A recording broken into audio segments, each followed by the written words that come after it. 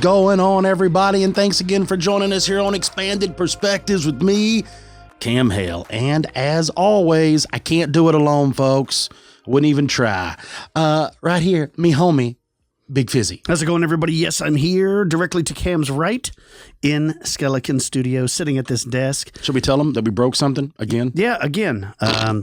Yeah, we're like Dennis the Menace. We got some kind of cool thing that's the mic booster and all that we've been using, the cloud lifter, and then it just crapped the bed. I turned it all on, and part of it quit working. So if things sound a little off, besides us, that's what it's from. Yeah, Nick Everett Sweetwater is shipping us a new one. This actually crapped out earlier today, so...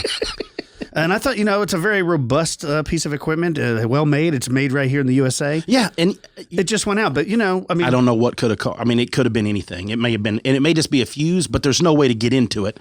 And I was going to crack into it, but I'm like, nah. Even if you did, you know nothing about circuitry. What do I know?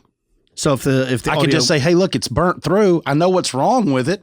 Yeah. So we'll just have to make do with the audio the best we can for this episode, and then hopefully we'll be back in business. Hope everybody is staying in the shade and staying cooled off up north. I know y'all are dealing with what we deal with. It's warm down here, but hey, look, we expect it. I mean, this is one of those things that, this is when we all get out. This is lake time. Everybody's going crazy, but it's not been too terrible. Everything's been all right. What about you, Brad? I know you've been busy. Yeah, I saw where it was extremely hot up in like Montana, Idaho, Minnesota.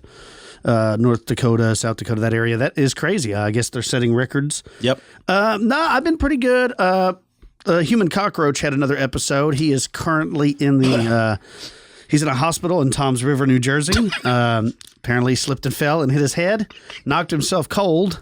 Kyle and I, look... anybody new to the show probably thinks it's terrible that we kind of giggle about this.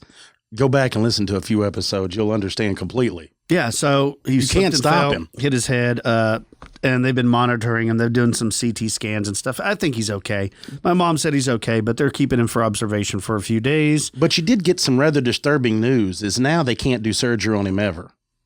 Well, right, because of the stroke. He had a stroke, a massive stroke about, 17 years ago. I want to say 17 or 18 years ago. Yeah, I think that's about right. I know that because my wife has never met my father pre-stroke, so. Oh, yeah, that's true. I forgot all about that. Yeah, and so we'll be married in a month. We'll be married 13 years, and we've been together 17, I think. So we're just around 18 years ago. Yeah, it was like right before I met her. But he's fine. My mom called me and said that they should be releasing him come Sunday. This is Thursday, unless something happens. But, he falls and hits his head. What it is he's overconfident. He thinks that he can just go anywhere, and he can't, and he falls. A lot of people guilty of that. Yeah, look, I'm guilty of the same thing. But I saw where several people have reached out to me, I guess, because they've seen posts and stuff. So I appreciate it. But yes, the human cockroach is alive and well. I actually have to fly up to Philadelphia probably late next week, and then drive to my aunt's house, my father's sister in New Jersey, and then fly home with my parents or drive them home because my mom is a little bit frazzled. Having to travel with my dad in his condition. I told you it would be a great thing to film and record if me and you went up and got him and drove him back home. Oh, that would make an excellent episode. If we did both go to Philadelphia, I've been there dozens of times, but I've never been to... I've been there 0 times. I know, that's what I'm saying. If we went together, I'd like to go to the Mutter Museum. Oh, now you're talking. It's like this museum of death and macabre stuff like that. It looks very interesting. I'd like to do that. Well, I'm open. Just let me know if you need some help. Yeah, We'll take wheel time. We'll bring him back. Yeah, that's what's going on in my world. He'd be so mad if you and I both showed up to drive him home. My mom said he's terribly. He's mad now. He doesn't want to even be there, which I get it. I don't like hospitals either. No. But they're like, dude, they can't let you go home. Yeah. He's like, Speaking of home, so I pumped out about some Centaurs, right? We got all the Centaur crazy. Yeah. Everything went Centaur sightings, Centaur madness. Then we get this. We got some great stories, but we got this great phone call. And this is something. Tell them. You just lead into it. This is great. I dig this. Yeah. So after we did the Centaur episode, thinking that you had only uncovered a handful of stories, it turns out we got dozens of emails where people have similar sightings or they knew somebody who had a sighting, and we got a couple of voicemails. So today I'm going to be playing a recording from a guy named Jay from North Carolina. It's pretty cool. Check it out.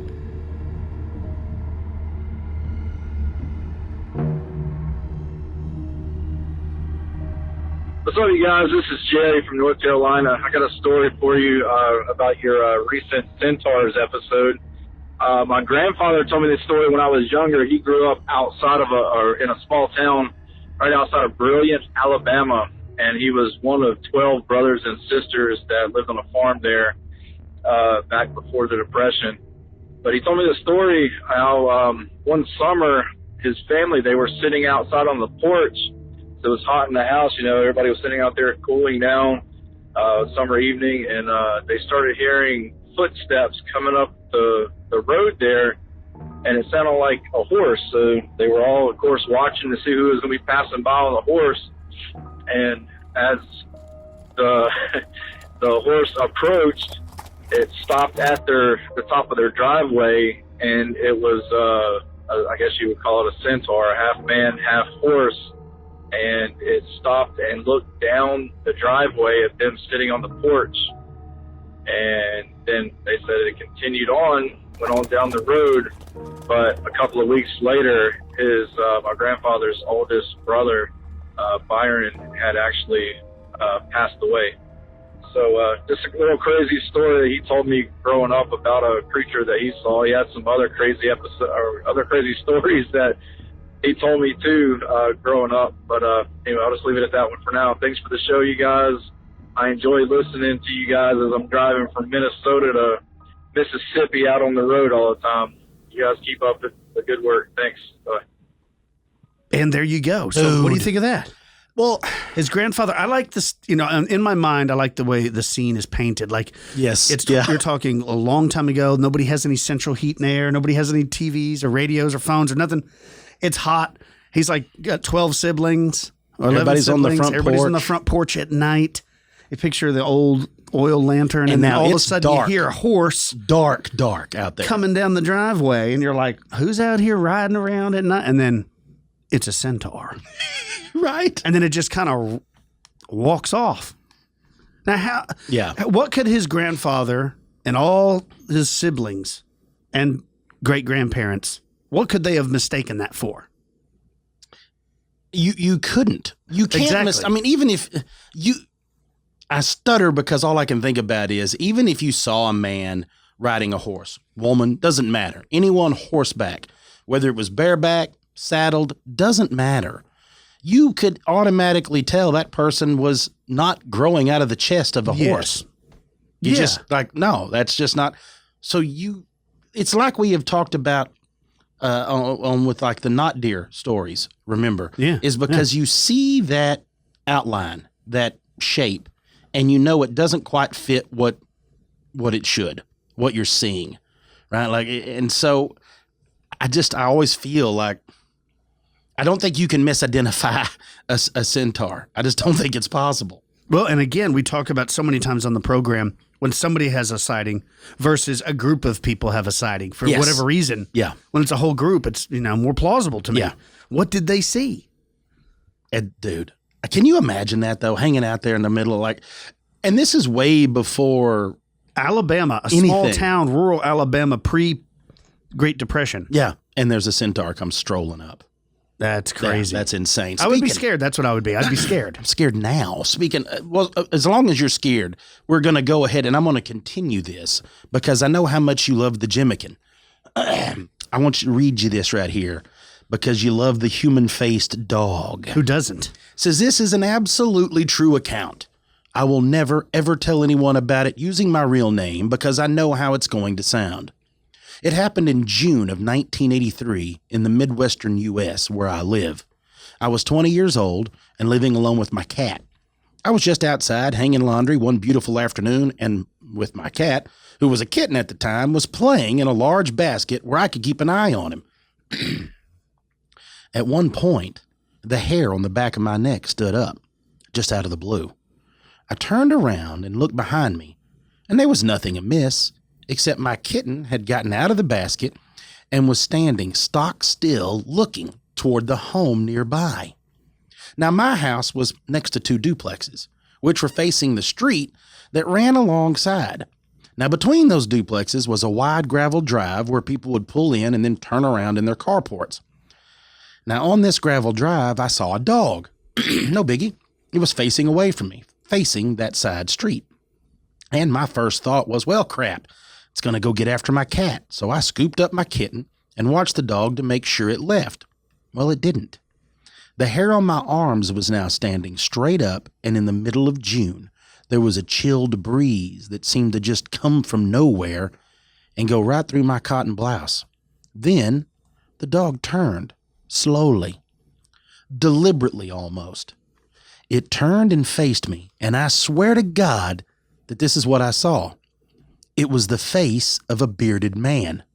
Not just a sort of a man-like face or the face of a dog born with a deformity. No, this was the absolute face of an angry man with a full beard, and his mouth was open as if it was yelling at me, but no sound came out. Now my blood simply froze in my veins, and I actually threw up. Then and there, all over my fresh laundry. It seemed like forever, but it must have only been maybe 30 seconds. Now, whatever the hell that was that looked at me, freaked me out. It was only when it started walking towards me, angry mouth agape, that I was able to collect my wits and run into the house with my cat, leaving the laundry, vomit and all, in the yard. Now, I locked the doors and hid in my bathroom that had a window that looked out over my backyard, dreading seeing that thing come into my yard. But it never did. Now, after an hour or so, I grabbed a baseball bat and went back outside. I looked everywhere. The thing had gone. There's no tracks, nothing out of order. My laundry was still in the yard, having blown around a little bit, but it was all there. I never saw that thing again.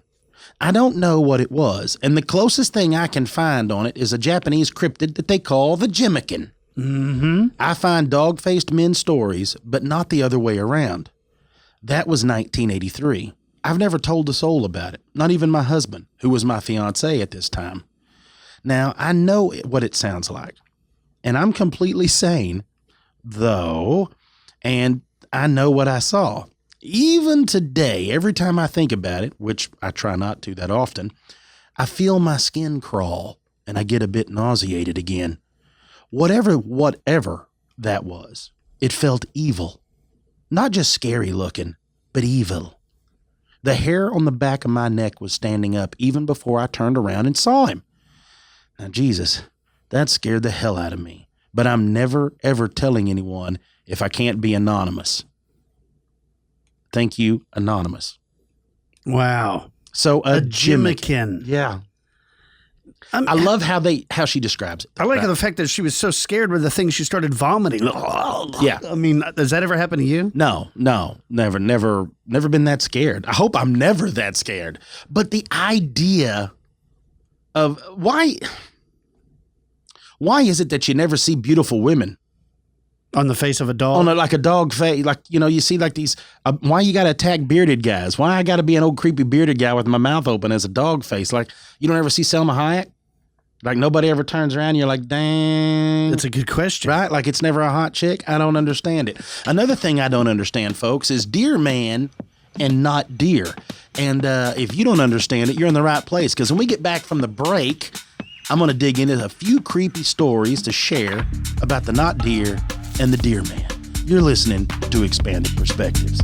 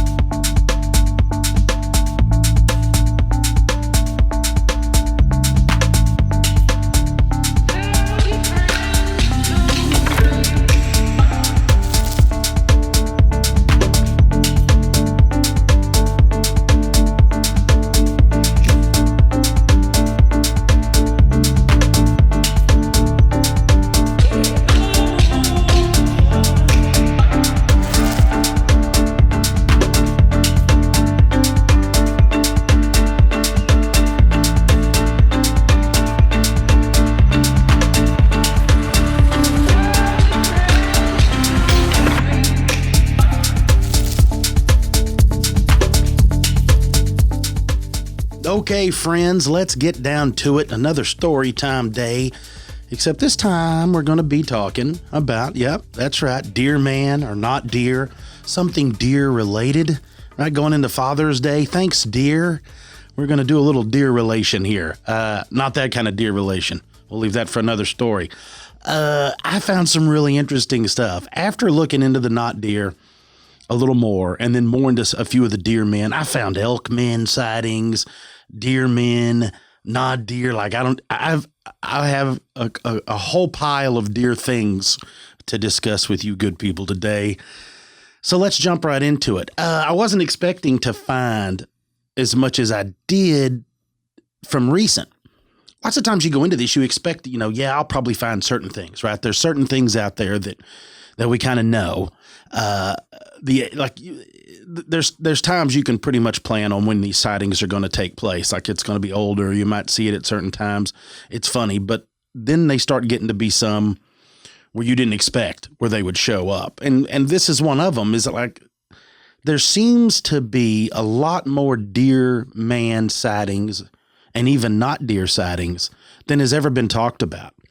And I don't know if it's because people are more openly talking about these things because of the platforms that everyone has.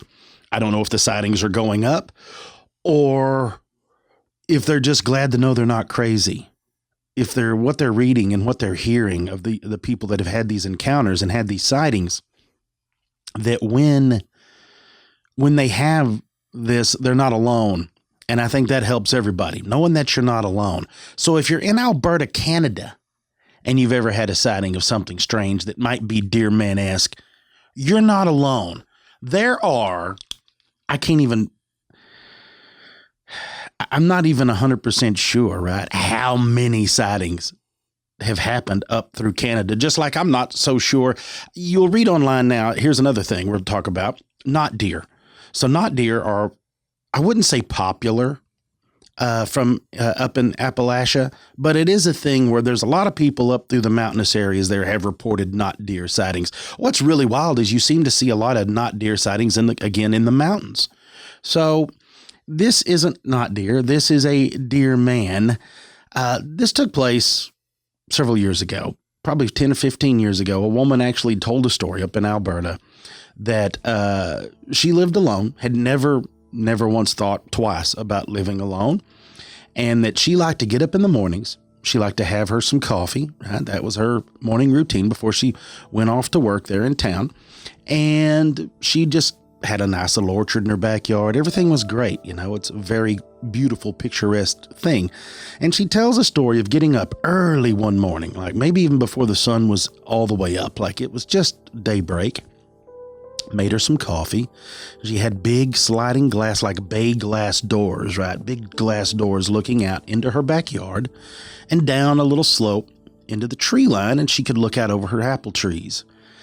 And there's a story that goes that she saw something in the twilight that she said looked like just that, a man, but a deer man.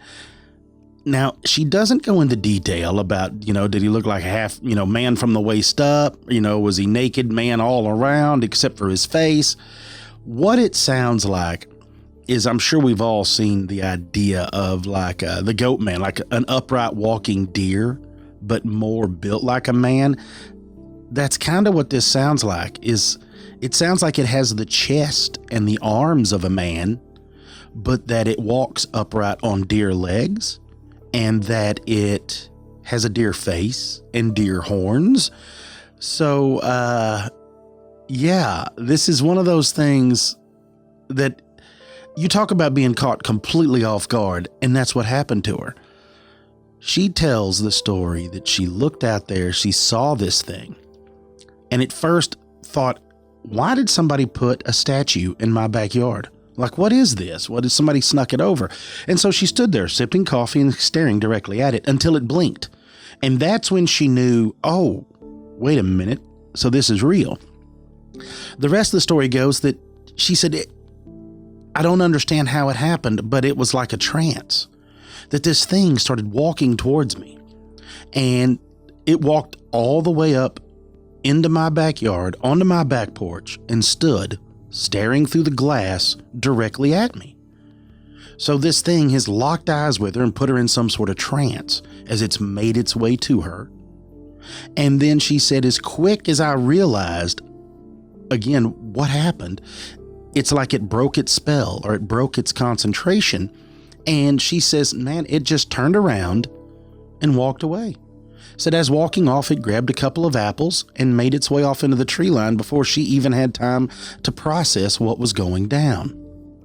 So that being said, that doesn't sound quite like the ominous deer man. Now, there's other stories that come from Alberta of a farmer had heard something getting after what he thought was his pigs, right? He hears his pigs squalling, they're raising hell, chickens, and and that's the way it always starts on a farm or a ranch. He goes out there, grabs his shotgun, he goes out trying to find what's going on. It's not over by the pig pen, it's in the barn. He goes and wakes his son up, son gets a gun, they come in there, they go in there, they're trying to find the way of what's going on. The cows are going crazy, everything's acting up. They don't find anything, but as the man, the father, and the farmer is leaving, he hears something above him in the hayloft. Going to investigate, this, what he described as a deer man, leapt off the top of the hayloft into the inside of the barn and run out the back. Now, he says he got a shot off at it, and he don't believe he hit it. Couldn't find any blood, couldn't find anything that might have led him to believe that he made contact with this creature, but that he was dead set on it had antlers. It was moving like a man, running on two legs. Like you could tell that if it was a person in a suit. Said you could tell if it was a kid playing a prank or if it was someone wearing a mask or had made a hat. Like that's not what this was. Goes on to even say, why would you do that in a barn where you know somebody out there might have a shotgun? Like, and it brings up a great point. If you were horse-assing around and maybe you were trying to, I don't know, you're trying to scare somebody, you're just being a dumb kid, right? You've had a few too many to drink, whatever, whatever you got, you're, I don't know, 6 deep in the Molson, right? And that's what you're rocking up there in Canada. And this is what goes down. You decide you're going to climb into a guy's barn. Usually if there's guns, you would be like, hey, right? Look, dude, I'm drunk. I'm just up here having a good time. I'm sorry. Just take your medicine. You wouldn't jump off of a second floor hayloft and then run out the back dressed like a deer while you know the guy's got a gun.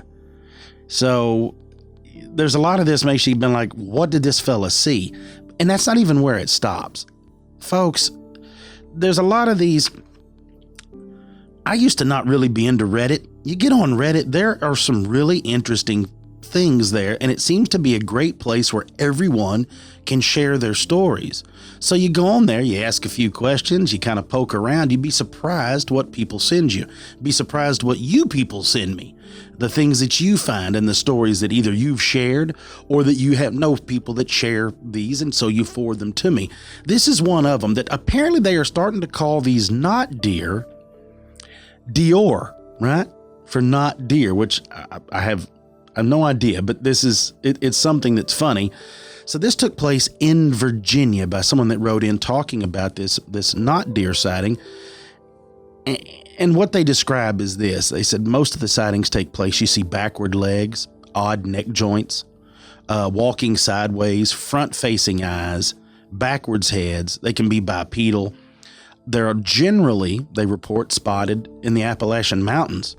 And they said there's several areas in this part around all the Appalachians where you can go for these hot spots. I've not been able to find these hot spots, but I'm definitely going to look into more so I can try to get our amigos up there. I'll send Micah. We'll get Micah or somebody to go. We'll get Pentrol and him to go storming off into the mountains to try to find out. But, so this is what one says. And it just says, I live with my aunt because of my complicated family situation. And one night she'd sent me out because she was tired of listening to me pace around. I have a hard time sleeping. So I went out. Well, I called my partner and spent approximately 10 or 15 minutes sitting at a pond just talking to them before I heard a laugh and got freaked out. So I figured it might be, some people camping or that it was too close to me. Maybe it was someone that was just heard me talking and whatnot and decided to come mess with me. But either way, we live on a Civil War battleground. So my mind instantly goes to ghosts, like always. I walked back to my house and sat on the porch, still on the call with my partner. Now, this is all unrelated to the sighting. I'm just explaining why I was on the porch. We were mostly sitting in silence until I saw a deer in the bushes next to my house. It was kind of far off, maybe only 20 foot, and most of it was behind the tree next to the bush, so all I could see really was from the shoulders up. It was staring at me, which I didn't think much of because, hey, it's wildlife and sometimes they stare at people, right? I mean, not wrong. And I noticed that the shape of its face was off, but I figured it was, I just wasn't used to seeing deer from the front as I'd only usually seen them from the side. That's a great point. The deer eventually turned its head, and I saw the reason it looked so weird, because it had dog jaws. It looked just like those pictures of horses photoshopped to have dogs' mouths, but with a deer instead. Now it started moving towards me, and the bushes rustled really loudly from it. Now, I didn't pay much attention to how it moved because, well, obviously, I was just focused on getting inside, so I can't confirm if it had backwards joints or was walking sideways or any of that. I had to hang up the phone once I got inside because I wasn't supposed to be, on calls or talking when everyone else was asleep. But over text, my partner confirmed that they heard the bushes and what sounded like galloping before I closed the door. Now, I don't know if anyone else has seen a not deer or a deer with a jaw like that, but I have heard and read that some of these are described as such, and I was curious if anyone has ever even seen a not deer. So that's very interesting. Well, there is a story that responded to that several months ago, and there was another sighting in upstate New York. A young lady had slowed down because they had saw deer, right? Waiting, okay, well, they're going to cross the street. Got up to realize that what they had seen had the body of a deer but resembled the head of a dog, and said when they turned to run afterwards or beforehand, they were just legitly staring her down the entire time, which is not surprising for whitetail. You drive by them, lots of times they're trying to assess whether you are a threat and whether they should put forth the effort to run or stay put and browse, right? But she goes on to say that these deer dogs, or not deer, whatever, that were built funny like that, ran like greyhounds. I'm not saying it was greyhounds, but I guess given a certain color, a certain darkness, I guess you could possibly maybe mistaken it for greyhounds, but a deer or, greyhounds for deer or vice versa. I don't know. A greyhound head, that would be a big, a deer head's pretty good size, just different shape compared to dogs. So I guess you could make that, but the gait, and you would think if it's a dog, it would run like a dog. Like deer and dogs don't necessarily run the same. Was it leg length? Who knows what caused it? But it does seem like this person in upstate New York had seen something relatively unexplainable involving deer and these dog heads or something that aren't normal deer shape. I found another one I think you're going to enjoy from Delaware. Took place near the Pennsylvania line. Says I was 10 years old and visiting my paternal grandparents. Now they lived deep back in the woods, and I always hated it there. It felt like something was always watching and was always eerily quiet, like not even crickets chirping. Well, my little brother and I shared a bed in one room on the ground floor. My brother would sleep at one end, his head against the window or the wall there, and I would be on the other facing the window. Well, on this particular morning, I woke up first. The sun was brilliant, making the room gold through the curtains. And there, a silhouette against the window, was a deer with the biggest rack of antlers I had ever seen. It was right there, like almost pressed against the window in profile, and all I could do was stare in awe. And that is when it changed. In one smooth movement, it reared up on its hind legs, and it was no longer a deer, but now a man. There were only two men in the area, my grandfather and my father, and it was clearly neither. And I'm not sure if that really made it better or worse. My grandfather was very built for his age, and my dad had a beer gut. Now, this silhouette was clearly younger, muscular, but not in the like a brick way my grandfather was. It exuded strength, and to be honest, it scared the hell out of me. It stared to the side for a moment and then strode off like with purpose. And I don't know exactly what I saw. I want to believe it was just the groggy mind of a half-awake kid. But I can still remember the fear slicing into me. I remember the feeling of something being out there. And I like how they point that out. And that's something that I don't ever think about. And I'm not sure that we do all the time, is when your gut instinct, right? They always tell you, follow your gut, trust your instincts. Can your instincts be fooled? I guess I know the fight or flight, that I know you can overreact. There are people, I used to work with a gentleman that was terrified of snakes. And if you even laid a piece of rope or hose, anything snake shaped out on the ground around him, he would instantly notice that shape and almost have a panic attack. Like he would run, he would squeal, he would jump. I mean, this guy would freak out before he even knew if it was a real snake. Like you didn't even have to have a fake rubber snake. Literally 16 inches of rope and you could give him a heart attack. So I know that the fear-based like that, you could easily, a shape could scare you. I get it. Like I'm afraid of the shape of a shark, right? Like I just don't like the whole idea of these things. I'm just wondering though, when you see the shape of something familiar, much like whenever people talk about interviewing serial killers, that you know what you've done, or there's certain people, men and women, that just give off a very, very eerie vibe. Like, you know, you always hear women are like the notorious for it, right? Is they were like, we were in a club and this guy just gave off a real creeper vibe, right? They just know it. And that's like that instinctual feeling. I feel like children, like we always talk about children being brutally honest, children may have more of that. They may have a little bit more of that turned up. So what I'm getting at is we never take into consideration what your body tells you. That fear. Could it have been a half-awake child? Yes, very easily. That could have easily explained it. But the fact that your body reacted that way and that still just burned into your mind of the fear, I think we discredit that all too often. There's something else here that came from another place in the U.S. about, and it's a farmhouse. Now, granted, another giant window, and it's kind of the same thing. It says that they had been staying in a loft apartment, had a giant window facing out over this property out in the country.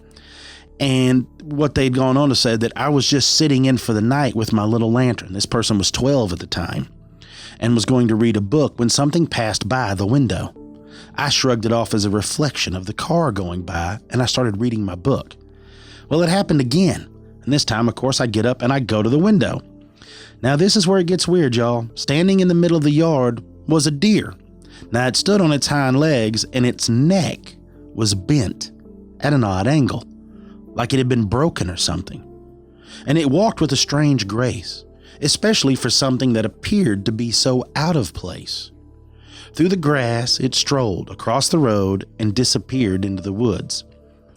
At no point, now get a load of this, during this sighting, was I afraid.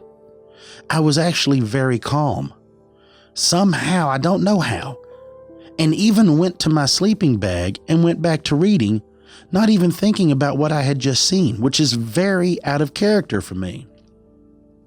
I'm the type to get worked up over seeing a bug in the house. Well, the next morning, I told my mother what I saw, and she seemed totally unaffected. She just told me not to tell anyone and sent me off to school. I assumed she thought I was seeing things due to the stress of the fire that we had left our house in, but I know exactly what I saw, and I was not dreaming or even close to falling asleep when it happened. Now, we moved to our new house about 3 weeks after I saw this deer man. I have only told a few people about what happened, and I've never seen anything like that since. But I'm terrified now of going into the woods. And when I think about it, well, it's super scary, and I don't understand why I was so calm. Well, that's a really interesting story. Like we discussed, could it have been much like the woman in the first story when this thing made eye contact with her? Could it have been a trance? Did this thing know that it was being watched? Did it make, enough eye contact? Does it have that? Is it your body in shock? Is it your psyche? in such shock that you can't process what you see. So you can't overreact to something that you can't possibly understand. It's very odd. So you don't know. Is it a power that these things have? It doesn't feel like it, right? It doesn't feel like it's Fae. But for some reason, I always feel the need to label it Fae, especially when it's natural. It's not like a shadow being or, something. It's more deer. It's wood. So you would think, okay, well, it's got to be Fae. Here's one from a Boy Scout camping trip that a fella wrote called New Type. And it says, on this evening, they were talking about, they went on a short hike and they were walking through a little wooded area that surrounded a cornfield, and that this cornfield had been cut, more like a stubble field, right? Been harvested out. This is what they go on to say, that we see a thing that we assumed was a deer. But the problem with that was the smell. This thing reeked like a rotting corpse. And we could hear this very heavy breathing, almost distressed, coming from this deer. Well, what had us initially think it was a deer was because, it had antlers on its head. Now, of course, we make some noise to scare whatever it is away, right? We got to get it out of here, screaming, whatever this is. Making just a general nuisance of ourselves. But this thing stands up on two scrawny legs. Now, we think that it had hooves, but we're not sure. And it looks right at us. And we can see its eyes are like black pools because the moonlight is shining off of them like a headlight in its eyes. And when we saw all this, everything around us went dead silent. We couldn't hear any breathing. We couldn't hear any natural nature noises. Nothing. Now, this thing looked to be 6 or 7 foot tall. It was hunched over. It had pale skin and patches of fur like an animal with mange. But it was lanky, like a deer. But imagine a deer with a very elongated face. And I love this little saying here. It lets out a cataclysmic sounding howl.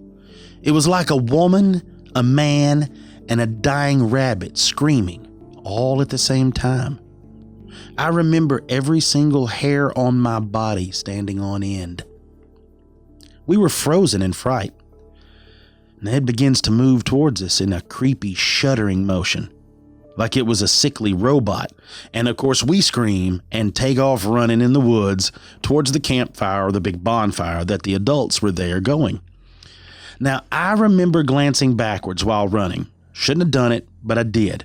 And I look back and I see myself in front of my best friend, and I can see that this thing is gaining on us. Its arm swung as if it had strings tied to a nail with the very visible fingers on its hands. So it's dancing along, and it seemed to have many fingers, now that I think about it. Now, the huffing sound it made and the stench coming off of it was getting stronger, so we knew it was getting closer. Now, we finally make it back to the fire, and we see that this thing is no longer right behind us. And the adults start asking us what's wrong and why do we look so scared. They heard the howl and thinking it was us messing around. So we ended up moving our tents, which was basically just plastic sheeting at the time, over by the adults' campsite and the bonfire to be safe. Now the adults standing watch all night to make sure there's no rabid animals or crazy people in the woods to come get us. But this was by far the most scariest thing I've ever had to go through. And I had never heard of this thing until recently. So this person experienced it several years ago.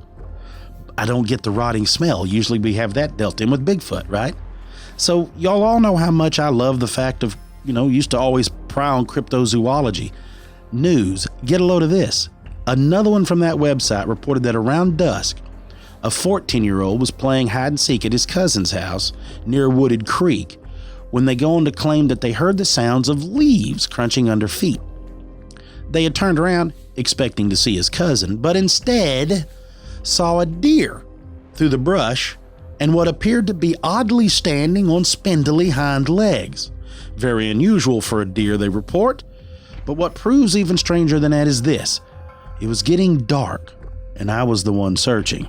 I heard leaves crumpling, and when I turned to look, I saw what I thought was a deer, but on its hind legs.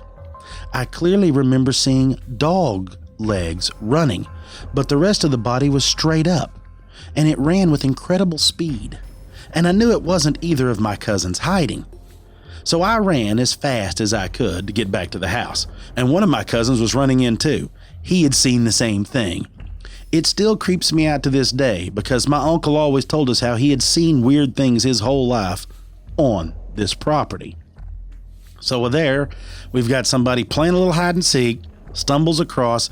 Now, you like the idea? Dog legs. I don't understand the whole dog leg thing, right? Like, so they're not bent the way deer legs bend. So now you got dog legs, but a deer body. So crazy. Here's one that took place in Delaware in 93, 8-year-old. Same type of thing. Saw something outside, looked to be out in the yard, right at, said, I guess morning time, like peak morning hours. It's sunny. Says, look, what we saw was clearly, or what I saw was clearly a man with deer legs and a deer head, like a suit almost, but that's what I saw clear as day. This person reports.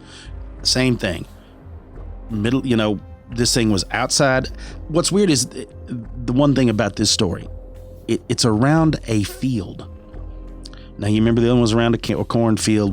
This one is like tree line, field, brush line.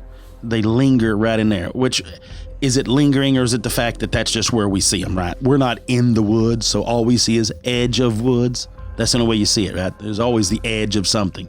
So that's how you would pick this out. This was very interesting to me.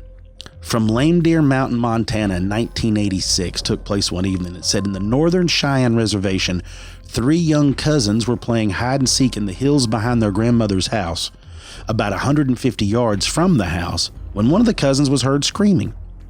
This cousin had been alone further up the hill, and immediately the other 2 went running to his location to see what was going on. Suddenly, they saw her come running down the hill, yelling. Says, he is coming, and then they all looked to see what appeared to be, get a load of this, a little green fella, right? Now this is what gets strange. They talk about what seems to be somewhat of a green alien.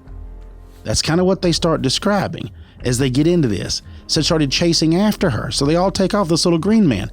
So the grandmother hears this screaming. She comes out on the back porch, sees the kids running, brings them, sees the little man chasing them. When the little green man reaches a point near the house, it just stops and stood there staring at the house, like it was almost as surprised to see it as it was them, right? The little green guy then stands there watching the house on the periphery until dark. That's disturbing.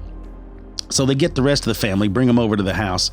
So I guess they're putting up a defensive, right? We're going to wait up all night. If this guy comes in, we're going to bust his head. That's how this goes down.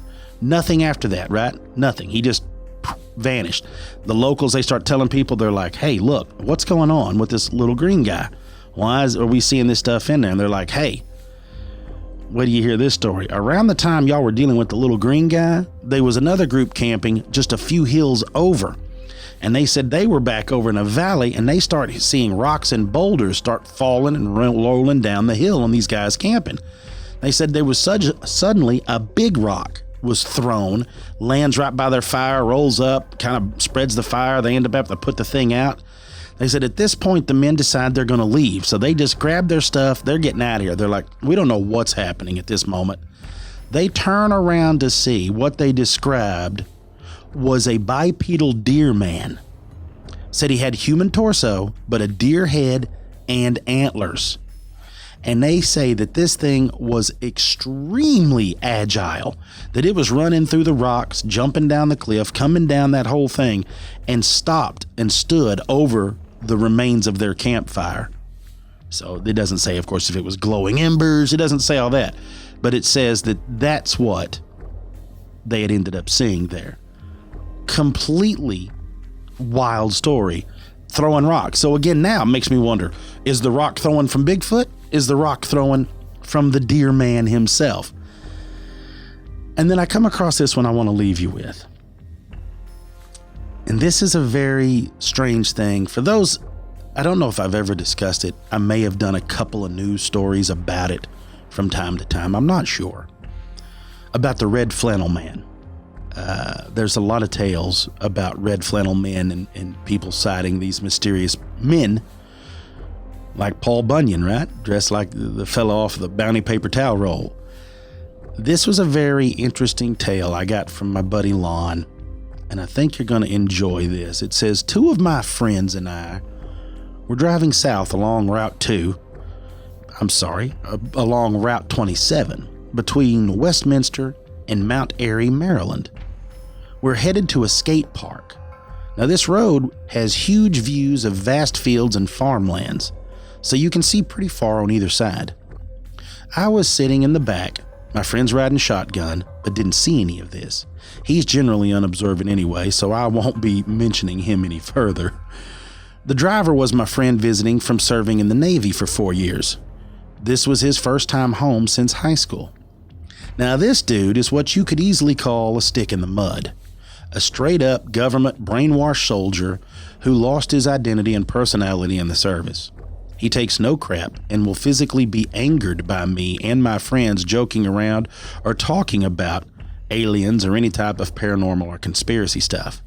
He will straight up tell you that nothing exists except us and the Earth. Yeah, right. Until this particular day. So we're driving down this road and I'm staring out looking at the scenery, and I see a man in the middle of a field. There's that field again, y'all. Completely catches my eye since the fields are so empty and plowed this time of year. He's just chilling in a field staring into the sky maybe 150 yards off the road.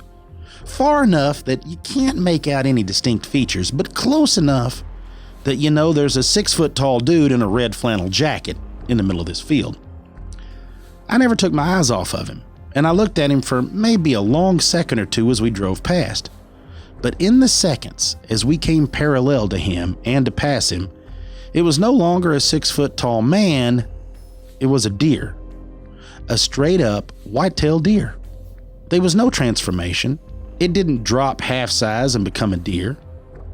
It was just a man, and then it wasn't.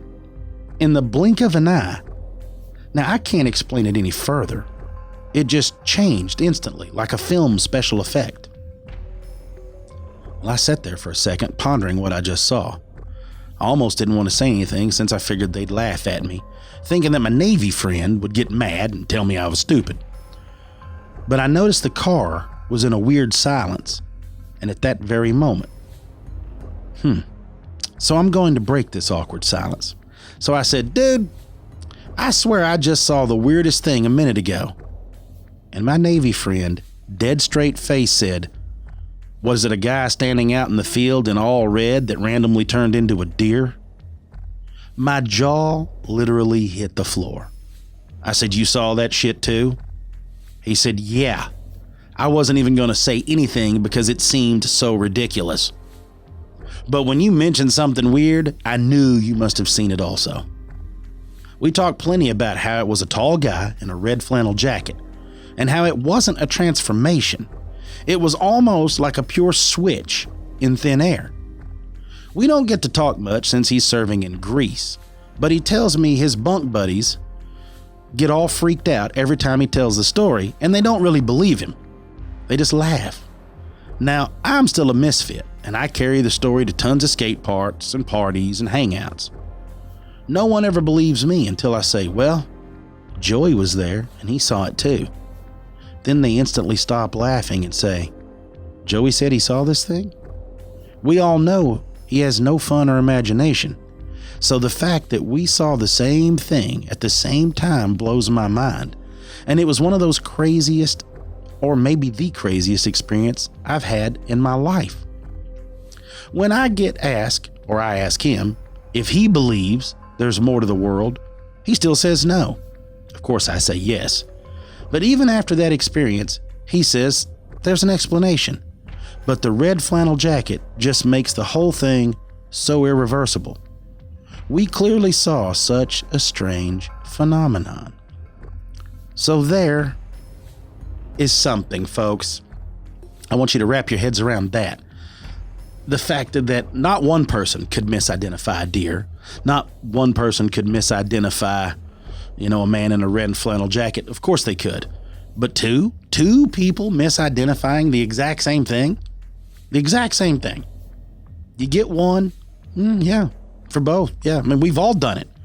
But two people, I'm sure it's happened. I mean, in 150 yards, I mean, it's not like it's right next to you, right? I mean, that's a pretty good little clip. You could probably misidentify stuff. But you all know the shape of a man, and you all know the color's red. Well, most of us do.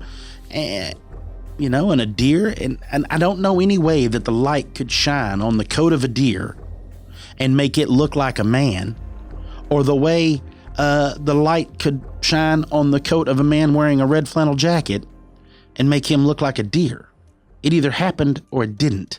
And it seems like this is one of those overlaps. And I just wonder now, going with what we know with the not deer and the deer man, it does seem like there may be some, I'm going to say it, some fey nonsense involved. Folks, that's a few tales of not deer / deer man / fey deer / I don't know what else.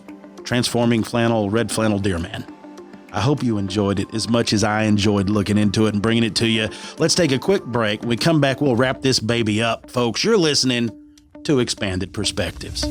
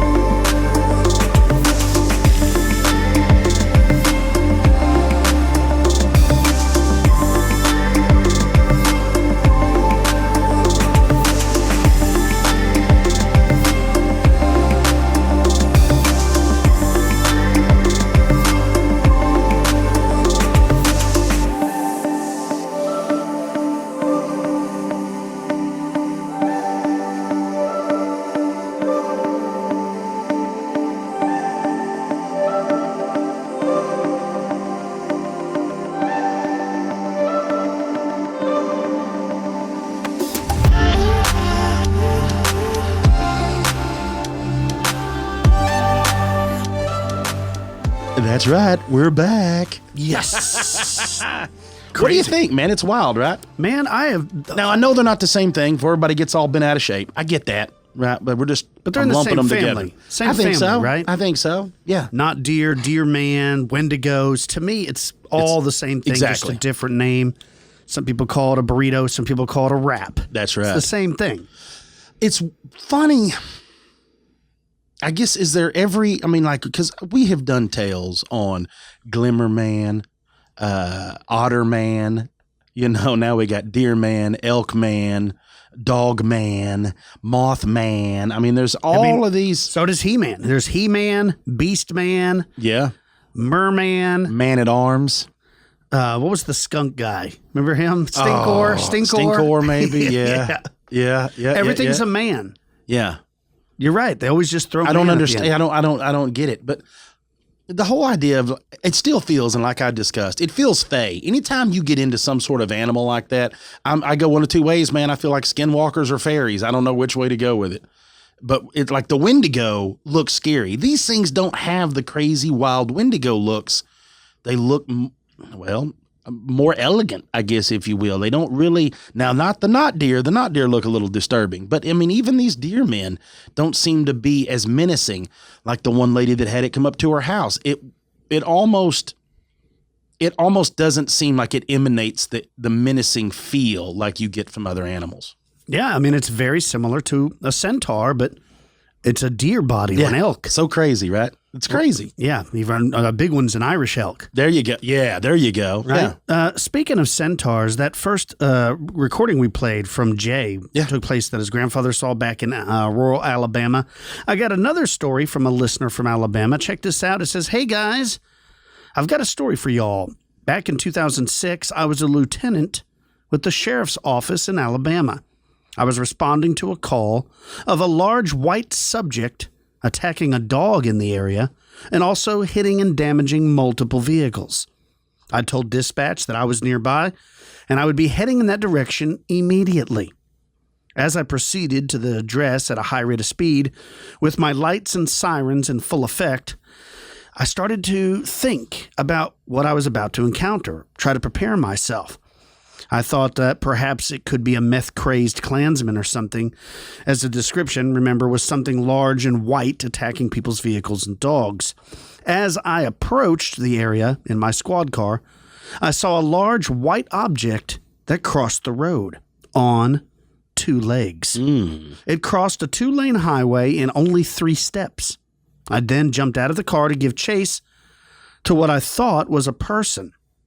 I was about 30 yards from it when I realized that what I was chasing wasn't human. It was about 6'8" and had to weigh around 320 pounds or more. Goodness. It had a very strong build to it. It looked like a husky. That's like my baby cousin Jacob. It looked like a husky in the face, but the rest, Cam, was human. Now, he doesn't look husky, but he's 6'7", weighs 318. It screamed at me with a scream that started like a roar that ended in a howl. I pulled my service weapon, and it was gone. Now, I've been a researcher of all things cryptids. The service weapon was gone? No, the creature. Oh, the creature was gone. The creature was gone, not the weapon. Thank goodness. I'd have discharged the weapon. I've been a researcher of cryptids since I was 18, and I've never seen anything like this. Thanks for all you do. Love the show. Michael. Well, Michael, thanks for your service. Wowzers. In the beginning of your tale, it reminded me of some of these white Sasquatch sightings, these albino-looking Sasquatch sightings. But then you give the description of a dog man, like a husky's head, but a human's body. Man. And large and huge. Huge. So what was that? Again, here in Alabama. So, Alabama seems like a pretty rough place. Well, but it's wild, and y'all in Alabama are wild, and I'm going to have to look more into some of that stuff. I have to find out. I need to do a cryptid classroom over some crazy stuff in Alabama. Yeah. I've driven through Alabama. It's beautiful. Mm-hmm. This is true. But maybe there's centaurs and dogmen running amok. I'm not sure. Yeah, I think I'm out. I'm good on that whole deal. Folks, I know it probably doesn't matter to anybody out there but me, and maybe this guy sitting next to me, but this time next week, I'll be a grandpa. Yeah, I can't wait for that. I think it's probably going to be a girl. I think so, too. I really do. I have that feeling like that's what it, and I hope so, because I'm going to teach her to cuss like a sailor, and I'm going to ruin this one. I've worked pretty hard about ruining my daughter, making her something else. So my granddaughter's going to be a handful. I can already feel. So it's going to be good times. But yeah, I'm pretty pumped, man. I can't wait. So be looking for that on Instagram and stuff like that. You'll be posting. Oh, yep. I'll be hanging out. And like I said, I got my name. They've already decided. Of course, your grandkids get to pick your name, but they want the grandkids to call me Grumps. I think that's fitting. I think so. So I'll just have to go with it. So, folks, thank you all so much for sending in all the stories that you have. Literally, we've been inundated. And look, to be honest with you, sometimes we go through dry spells where you'll send in stories and we'll get phone calls and all, and then we may not get anything, literally, but like a trickle, 1 or 2 here or there for 2 or 3 weeks. And then it'll just flood, yeah. And then all of a sudden, boom. And it's like always, it seems after like Glimmerman or even Dogman, a few of these centaurs like this, we get some really strange stories. We're putting some together because we have some other strange stuff coming. Like we had joked about, I made a joke one time about Coyote Man. Well, turns out somebody had seen something along those lines. So we have a few more really interesting stories and a really cool, unusual encounter coming, video form of a black-eyed kid sighting. So I'll just turn that over. If you have any awesome stories, right? If you just want to call in and say, hey, guys, sounds like, what you're doing, anything that you're saying, call us, right? Just get on there, punch it in. It's 1-888-393-2783. 1-888-393-BRUD. B-R-U-D. Real easy, real simple.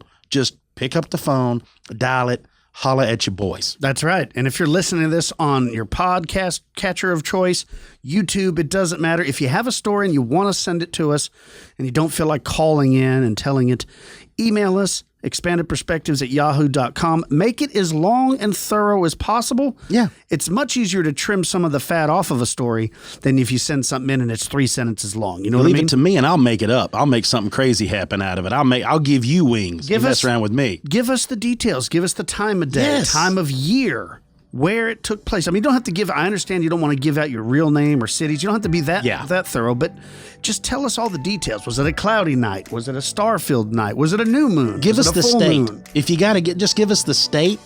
Yeah, what you ate for details. dinner. I want to know everything that happened that day. Pretend that you're filling out a resume. That's what I want. Yeah, But no, all jokes aside, your stories are what help the show. It's awesome, and we love hearing from you. Don't forget about expandedperspectives.com, the website. You can go over there and sign up for Elite. Till next time, folks, be safe. I'm Kyle. He's Cam. Peace, y'all.